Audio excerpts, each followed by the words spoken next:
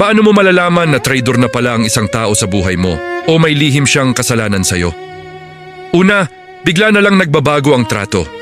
Dati palagi kang kinakausap, ngayon bihira na at parang laging may dahilan. Pangalawa, may mga salitang pabiro pero may saksak.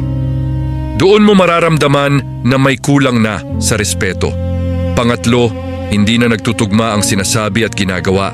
Maraming pangako pero paulit-ulit kang binibigo. Pang-apat, may mga sikreto na dati namang hindi issue. Laging may tinatago, laging defensibo. At panghuli, yung pakiramdam mo. Kahit wala kang ebidensya, alam ng puso mo kapag may mali. Hindi lahat ng tahimik ay traidor.